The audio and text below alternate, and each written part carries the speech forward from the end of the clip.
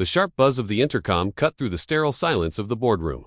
Without looking up, Claire Sterling pressed the button.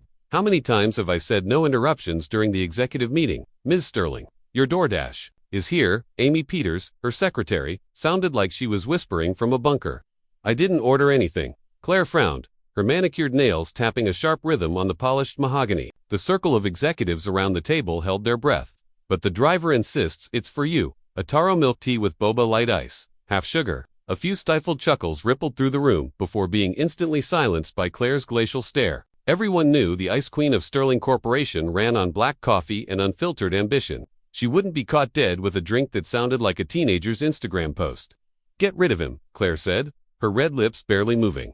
5 minutes later, the boardroom door flew open.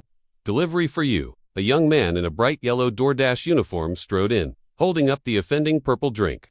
His smile was so brilliant it seemed to have its own built-in photo filter. The executives collectively gasped, did this guy have a death wish? Claire slowly raised her head, her eyes like chips of ice. She was about to have security drag him out when a clear masculine voice echoed in her mind. Man, this woman gives off more cold air than my freezer, and that's saying something. Claire's pupils contracted. She shot a sharp look at the driver. What did you say? The young man looked utterly baffled. I didn't say anything. Here's your milk tea. Just need you to confirm. Claire was certain she'd heard the voice, but his lips hadn't moved. Weirder still, the sound hadn't come through her ears. It had bloomed directly inside her skull. Put it on the table and get out, she said, her voice dangerously low. As the driver sat the drink down and turned to leave, the voice returned. This boardroom looks like a funeral home. No wonder everyone looks like they're waiting for the firing squad. Claire shot to her feet. Stop. The driver turned, a picture of innocence. Is there a problem, ma'am? Claire narrowed her eyes, walking slowly toward him. As the distance between them shrank, the voice in her head grew louder, clearer. Whoa, she's even prettier up close. Still looks like she wants to murder me, though. Are those eyelashes real? They're defying physics. She stopped about 6 feet away from him, and his thoughts flooded her mind like a tidal wave. If my paycheck doesn't hit soon, I'm screwed for next month's rent. This delivery should cover a rack of ribs. Hey, why is she staring at me like that? Do I have something on my face? An absurd reality hit Claire with the force of a physical blow. She could hear this man's thoughts, and it only worked within a 10-foot radius. What's your name? She asked. Leo Rivera, he said, scratching his head. Ma'am, if that's all, ... Leo Rivera, Claire interrupted, a dangerous smile playing on her lips. While delivering my drink, you spilled it on my Armani suit. Leo's eyes widened. No way. I'm always super careful.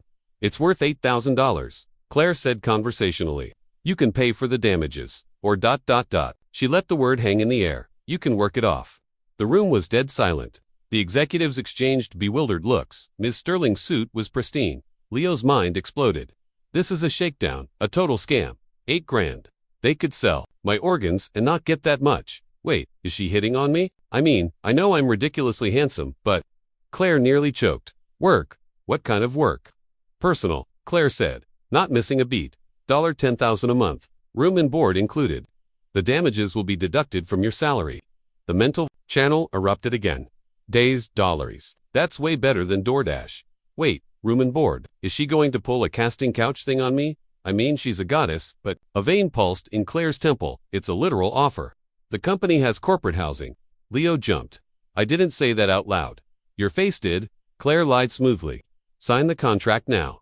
Half an hour later, Leo Rivera stood in front of the Sterling Corporation Tower, clutching a freshly signed employment contract, feeling like he was in a bizarre dream. The terms were draconian, on call 24/7, unconditional obedience, a $1 million penalty for breach of contract. Did I just sell my soul? He muttered. Up on the 28th floor in the CEO's office, Claire was rewatching the security footage. The video clearly showed that Leo Rivera had not at any point spoken a word she had heard. Interesting, she murmured, taking a sip of the forgotten taro milk tea. It was surprisingly good. The next morning at 7 sharp, Leo, dressed in an ill-fitting cheap suit, rang the doorbell of Claire's penthouse for the 10th time. Finally, he heard footsteps. The door opened to reveal Claire, in a silk robe, her dark hair slightly messy. A world away from her usual polished corporate image, Leo's inner monologue instantly went into overdrive. Holy ... Is this something I'm allowed to see for free? That collarbone, those legs, is that... Wait, what is she holding? Claire raised the cast-iron skillet in her hand. If you dare to objectify me in your head one more time, I will use this to introduce your brain to the outside world. Leo's face went white. How ... How did you know? A lucky guess, Claire said, turning back inside. Follow me, new assistant. We have a packed schedule. Leo followed, heart pounding, his mind frantically trying to self-censor. She definitely has mind-reading powers. No, that's impossible. She must be a micro-expressions expert.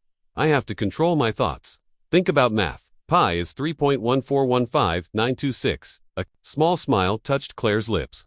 This new test subject was going to be more entertaining than she'd thought. In the days that followed, the employees of Sterling Corp were shocked to find a sunny, handsome young assistant trailing their ice Queen CEO. But what was more shocking was that Ms. Sterling seemed to be smiling more often. Ms. Sterling, here are today's reports. CFO said, handing her a folder and accidentally brushing her fingers. Leo's inner voice immediately flared. Is he getting handsy? I swear, I'll spike his coffee with laxatives. Claire cleared her throat. To hide a smile, thank you, just leave it here. During lunch, Leo was mobbed by a group of female colleagues in the cafeteria, all asking for his number. From a distance, Claire heard his thoughts clearly. TSK. I know I'm a hot commodity, but my heart already belongs to Ms. Sterling. Wait, what am I thinking? She deliberately walked over. Mr. Rivera, a word in my office. Once the door was closed, Leo's thoughts became a jumbled mess. A private meeting? What does she want? Is this really it? A casting couch moment. Should I give in or fight it? I mean, giving in wouldn't be the worst thing. Claire slapped a stack of files against his chest. Organize this data and give me a full analysis by end of day. Leo's mental voice deflated instantly. Oh, just work. Seeing his crestfallen expression, Claire suddenly asked, what do you think of me? Huh? Leo snapped to attention. Ms. Sterling, you're a paragon of beauty and wisdom, an inspiration to us all. His inner voice told a very different story, beautiful and brilliant. But a total hard-ass, abrasive workaholic, slave driver. But why do I still find her so damn captivating? Is this what Stockholm Syndrome feels like? Claire's eyes narrowed. You're working late tonight. What? Why? Leo wailed. Because the look on your face is incredibly punchable, Claire said, turning away, unable to stop the smile that finally broke free. This feeling, hearing his real thoughts, it was surprisingly addictive. Claire discovered that Leo's inner monologue was an unexpected asset in business negotiations. Ms. Sterling, this is the best offer Goldwyn Enterprises can make. Chairman Goldwyn said, pushing his gold-rimmed glasses up his nose. His smile, all teeth. If you push the price any lower, there's no profit left for us.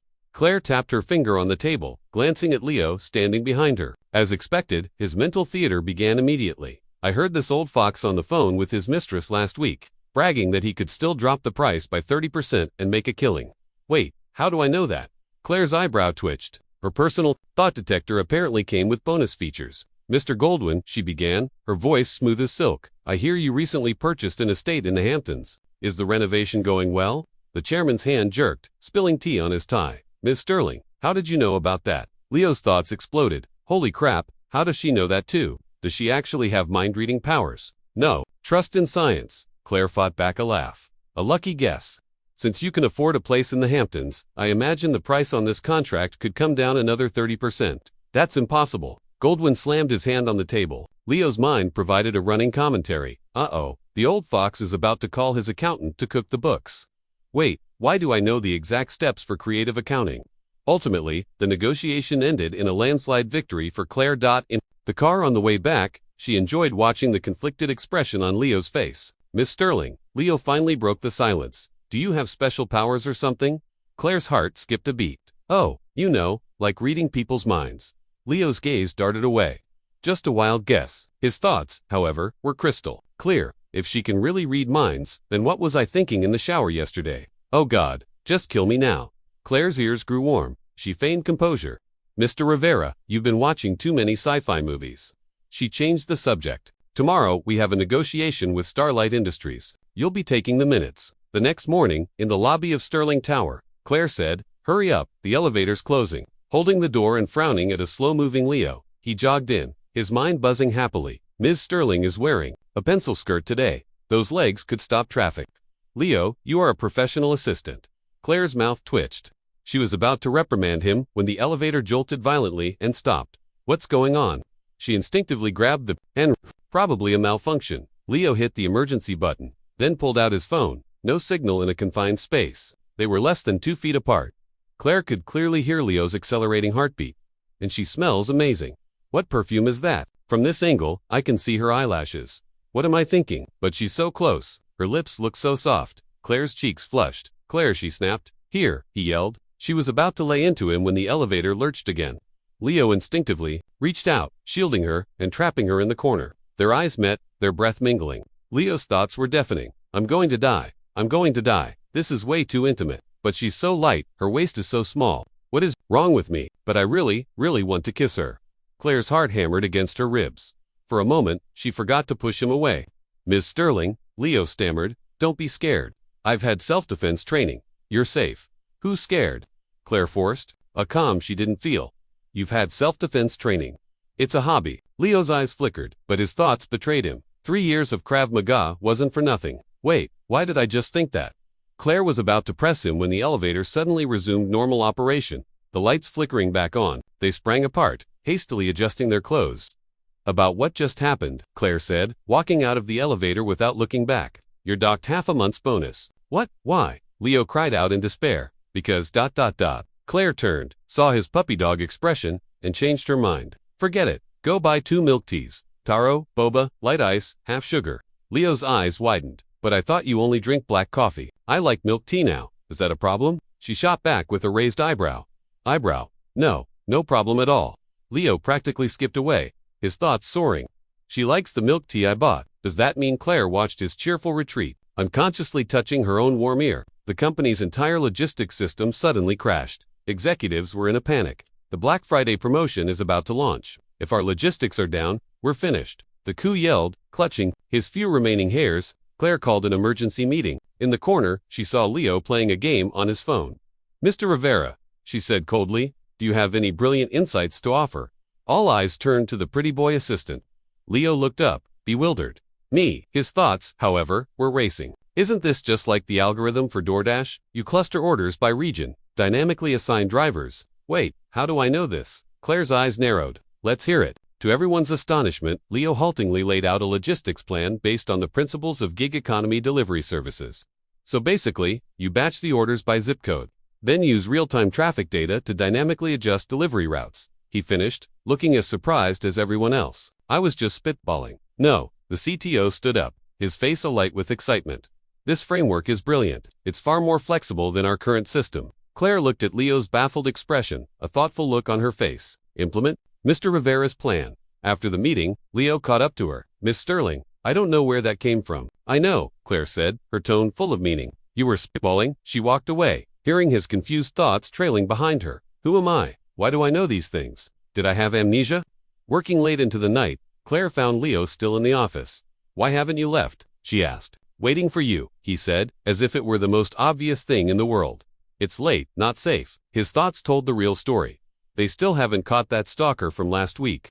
I can't let Ms. Sterling walk to her car alone. A warmth spread through Claire's chest, but her voice was still sharp, meddling. As they walked through the underground parking garage, they noticed a dark figure shadowing them. Ms. Sterling, get in the car, Leo yelled, pulling open the door to her Rolls-Royce. The figure suddenly lunged, a glint of metal in his hand. Look out. Leo shoved Claire behind him and executed a flawless spinning kick that sent the attacker sprawling. Claire was stunned. This was no hobby. This was professional-grade combat skill.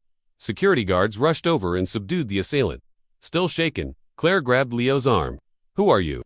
Before she could finish, she heard a strange, unfamiliar thought that wasn't his usual inner monologue. I blew my cover. I have to come up with a plausible excuse. Wait, why can't she hear my thoughts all of a sudden?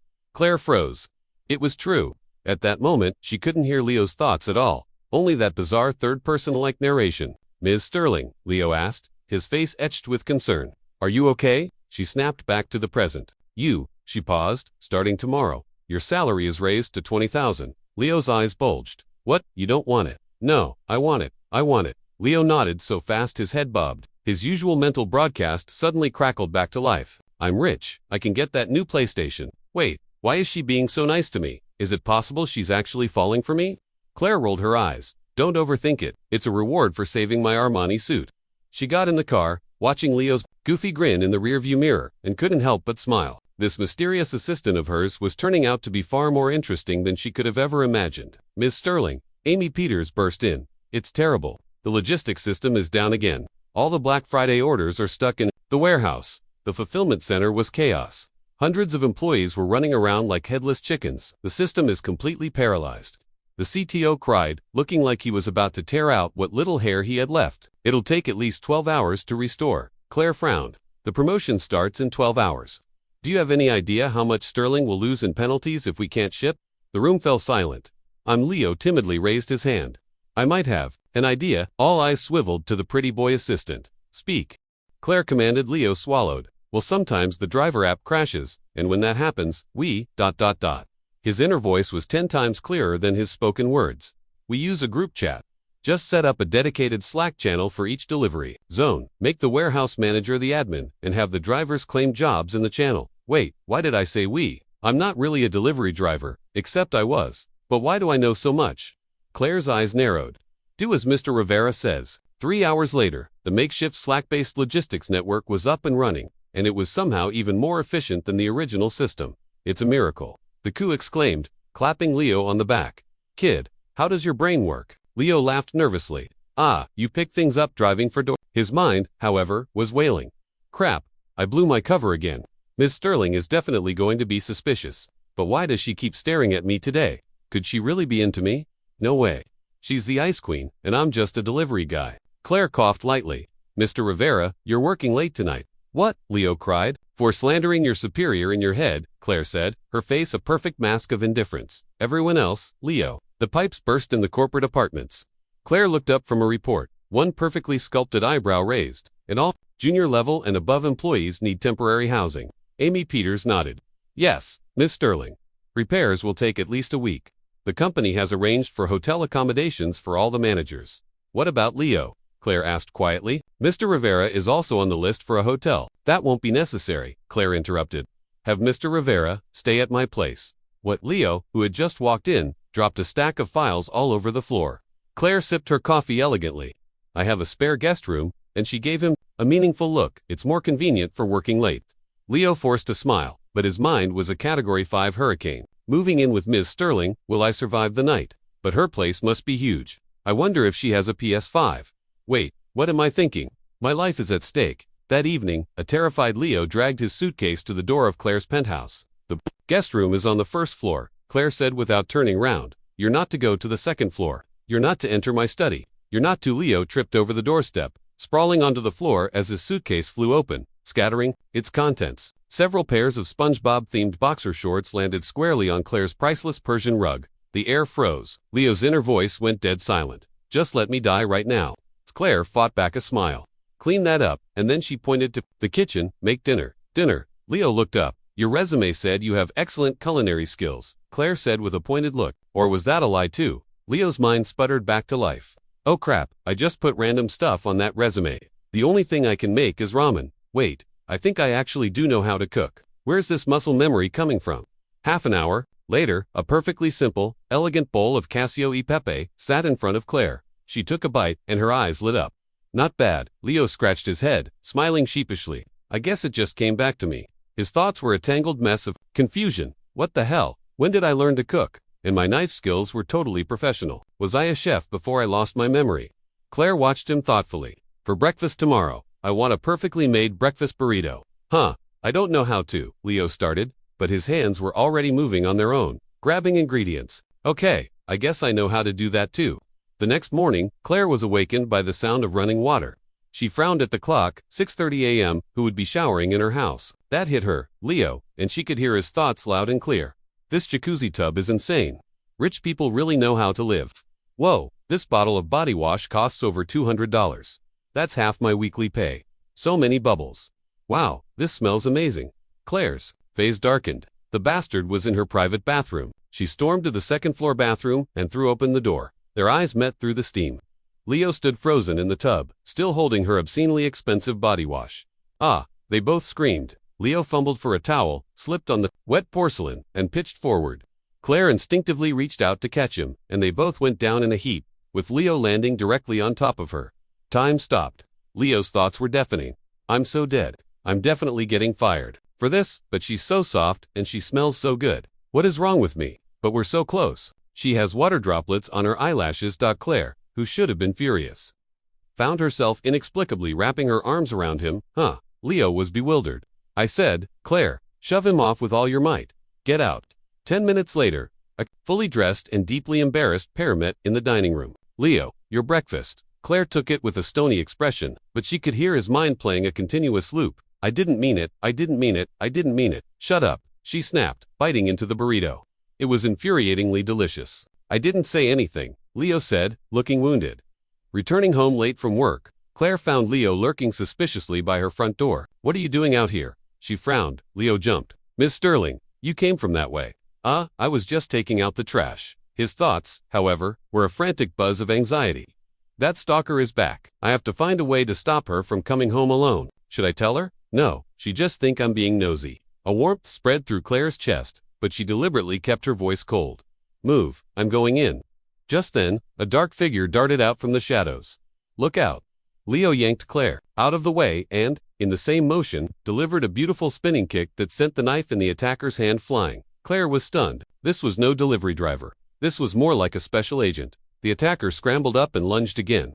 Leo shielded Claire while fending him off. His inner monologue was a bizarre mix of professional assessment and utter panic. This bastard is making me late for my pizza delivery? Wait, I don't deliver pizza anymore. Is Ms. Sterling okay? That left hook has no power. Wait, how do I know so much about fighting? Just to take this guy down in a few swift moves. Leo had the attacker subdued, tied up securely with his own belt. After the police had taken the man away, Claire stood with her arms crossed. Explain. Leo scratched his head. You run into a lot of stray dogs on delivery routes. Claire turned and went inside. Tonight, you're permitted to sleep in the guest room on the second floor. Huh? Why? Leo was dumbfounded. To protect me, obviously, Claire said without looking back, a secret smile playing on her lips. Leo's thoughts exploded with joy. The second floor, closer to Ms. Sterling's bedroom. What am I thinking? Ms. Sterling trusts me. Did she just smile? No, it must have been a trick of the light. Listening to his chaotic thoughts, Claire suddenly felt that having this living, breathing enigma around wasn't so bad after all. At 3 o'clock in the morning, Claire was startled awake. Leo's voice was echoing. In her head, as clear as day, Ms. Sterling, don't take my milk tea. She shot up in bed. Grabbing the alarm clock, 3:17 a.m., Leo should be fast asleep in the guest room on the first floor. But his thoughts were blasting into her brain like they were on a loudspeaker. That taro boba is mine. Whoa, Miss Sterling, looks so cute in a maid outfit. She snatched a pillow and threw it against the wall. Leo Rivera woke up from downstairs. Came a loud thump, followed by the sound of frantic footsteps and a panicked cry. What's wrong? What's happening? The mental channel instantly switched to terror mode. Earthquake, fire, or has Ms. Sterling finally decided to murder me in my sleep? Claire, wrapping her robe tightly around herself, ran downstairs and collided with a shirtless, sleep-rumpled Leo bursting out of his room. Their eyes met. Leo's mind went into meltdown. Holy crap, why is Ms. Sterling at my door? Am I still dreaming? Wait, I'm not wearing a shirt. Claire spun around, but not before she'd seen the lean muscle of his abdomen and a strange scar on his shoulder. It was an odd shape, almost like a bullet wound. Get dressed, she snapped, her ears turning crimson, and stop dreaming about me. Leo stood there dumbfounded. How did you know I was dreaming about you? A lucky guess. Claire fled back upstairs, hearing his confused thoughts trail her. Could she really read minds? No, impossible. That's too crazy. Back in her bedroom, Claire buried her face in her pillow. This was bad. Her mind-reading ability was apparently getting an upgrade, and now it could even tap into his dreams. In the Sterling Corporation boardroom, the atmosphere was tense. The partnership deal with Apex Innovations fell through. The marketing director said dejectedly, they're insisting on a 51% controlling stake or it's no deal. Claire frowned. What's Apex's trump card? Their new smart logistics system. It supposedly boosts efficiency by 40%. Leo, dozing in a corner, suddenly had a very active inner monologue. It's just a dynamic padding algorithm with some AI forecasting. I could code something better in my sleep. Wait, why do I know that? Claire's eyes lit up. Mr. Rivera, your thoughts? All eyes swiveled to the pretty boy assistant. Leo jolted awake. Me? His mouth started moving, seemingly of its own accord, spouting technical jargon. Well, you could develop a multi-objective optimization model based on deep learning, integrating real-time traffic data. The room was silent. The CTO's jaw was on the floor. That proposal is at least 2 generations ahead of Apex's system. Leo himself looked stunned. What did I just say? A small smile played on Claire's lips. Do you see, Mr. Rivera? After everyone had left, Leo blocked her path. Miss Sterling, I don't know where those words came from. They were from your spitballing, Claire said meaningfully, just like when you solved the last logistics crisis. Leo ran his hands through his hair in frustration. But I really am just a delivery guy. My resume is fake. I know, Claire, cut him off, but you do know these things. She took a step closer. Just like you know, hand-to-hand combat, multiple languages, ... Double quotes. Leo's mind was in turmoil. Oh God, she knows. But I don't even know myself. Do I have amnesia? Was I brainwashed? Or am I? Claire suddenly reached out and traced the scar on his shoulder. How did you get this? Leo went rigid. Delivering food, I fell, ... Double quotes. His thoughts were more honest. That's obviously a gunshot wound, but where would I get a gunshot wound? Who the hell am I? Claire thoughtfully withdrew her hand. Tomorrow, you're coming with me somewhere over the weekend. Claire drove Leo to a shooting range on the outskirts of the city. Ms. Sterling, ... Double quotes. Leo swallowed hard. You're not going to... Just testing your aim, Claire said, handing him a pistol. Do you know how to use this? As if it had a mind of its own, Leo's hand expertly checked the weapon, loaded the magazine, and took aim. Bang bang bang. 3 shots, all dead center. In the bullseye, the range instructor whistled, professional level. Man, you must be military. Leo's face was pale. This is my first time. His mind had already short-circuited. What the hell? Who the hell am I? Claire nodded, satisfied. Just as I thought. On the drive back, Leo was in a daze. Claire could hear his chaotic thoughts. Guns, fighting, business analysis. This isn't a delivery guy's skill set. Am I a spy? A fugitive? Stop thinking about it. Claire cut through the spiral. What do you want for dinner? Huh, Leo blinked. You're buying me dinner? What else? She arched an eyebrow. We're celebrating you successfully freaking yourself out. Leo's inner voice immediately perked up. Is this a date? Wait, does Ms. Sterling like me? No, she's just investigating me, but she looks really beautiful today. Claire's lips curved into a slight smile. Hot pot, what? He said. We're having hot pot for dinner, she repeated, turning the steering wheel. I know a place. Their taro milk tea is excellent. Leo's eyes widened. What did you know? A lucky guess, Claire said, keeping her eyes on the road, but she couldn't hide the smile in them. At the hot pot restaurant, Leo looked at the bubbling spicy broth and the platters of food, so moved he nearly cried.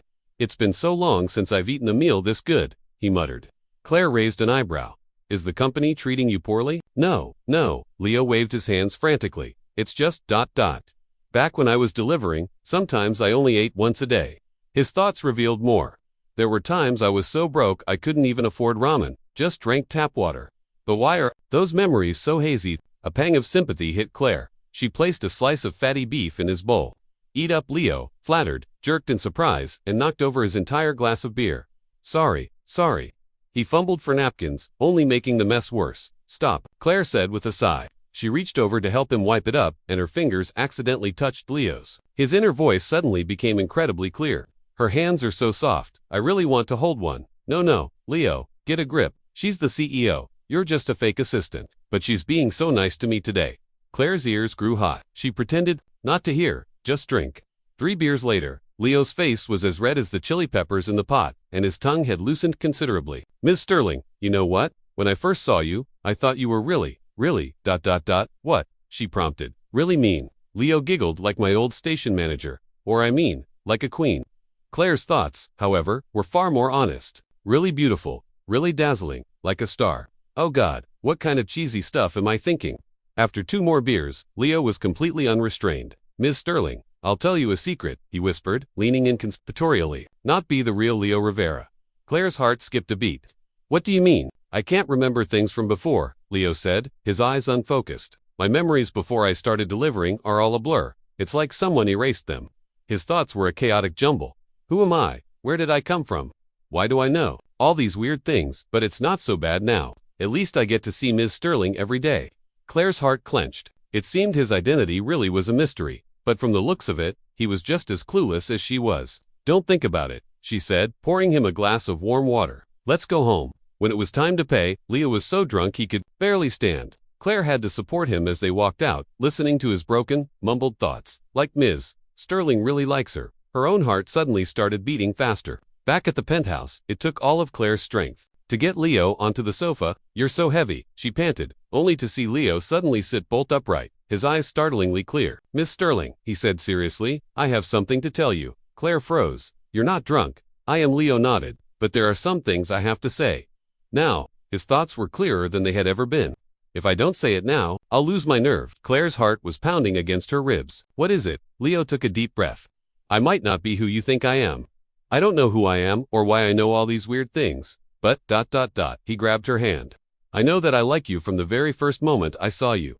Before he could finish, his head lulled to the side, and he passed out on her shoulder. Claire remained frozen, listening to the sound of his even breathing and his slowly calming thoughts. Really like Ms. Sterling. She sighed softly, reaching out to smooth the frown from his brow. Idiot. That night, for the first time, Claire didn't go back to her own bedroom. She kept watch by the sofa, listening to Leo's steady heartbeat and occasional sleep-talking.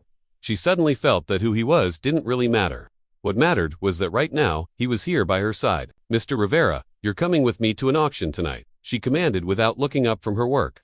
Leo, who was in the middle of inhaling a sandwich, nearly choked. "An auction? I don't know the first thing about antiques." Claire raised an eyebrow. "Oh, I thought you knew a little bit about everything." Leo looked blank. "Huh, what? I know about that, ... But his inner voice immediately took over. "If it's something good, you have to check the glaze, the body, the patina. Though 90% of the stuff at these auctions are just traps for rich suckers." "Oh, Miss Sterling doesn't get fleeced." A smile played on Claire's lips. "It's fine. You just need to be there." "Leo. Oh crap, is she actually counting on me to appraise stuff? I can't very well tell her my method is based on the feel of a takeout container to judge the age of porcelain. Can I?" The auction house was teeming with New York's elite. Claire took her seat with an air of regal calm, while Leo stood behind her like a bodyguard, his mind a running ticker tape of snark. First item, a Ming Dynasty blue and white lotus vine vase. The auctioneer was effusive. This masterpiece from the official kilns of Jing de Jun features a lustrous glaze and a clear mark on the base. Bidding starts at $500,000. Claire was about to raise a paddle when she heard Leo's thoughts. That clay body was clearly baked in a microwave last week. The glaze is so shiny you could use it as a mirror. If they could fire that kind of industrial glaze back in the Ming Dynasty, the Hongwu Emperor would have jumped up and shouted, "Technology changes lives." Claire's hand paused, and she calmly lowered her paddle. Second item, a Qing Dynasty white jade Guanyan statue. The auctioneer continued, "The jade is exquisite and warm. The carving sublime. Experts have authenticated this as a piece from the Qianlong era imperial workshop. Bidding starts at $800,000. Leo's mind scoffed. What experts did they use? A magnifying glass? The carving lines are so stiff it looks like it was done by a machine. Qianlong era. If the Qianlong Emperor were alive today, the first thing he'd do is have that expert beheaded." Claire once again passed on bidding. Third item, a Republic-era Famille Rose Millefleur tea set. The auctioneer announced, "This set is brilliantly colored with detailed painting, a rare survivor. Bidding starts at $300,000. Leo's inner monologue was a furious critique. "Millefleur, the pigments are as bright as a kid's watercolor set. The authentic colors aren't nearly this garish. If you're going to make a fake, at least respect the basic laws of chemistry." Claire nearly burst out laughing. She gracefully raised her teacup to hide her smile. Finally, the auctioneer brought out an unassuming small brown teapot. This pot has a rustic shape and superior clay, but its exact age is unknown. Bidding starts at $50,000.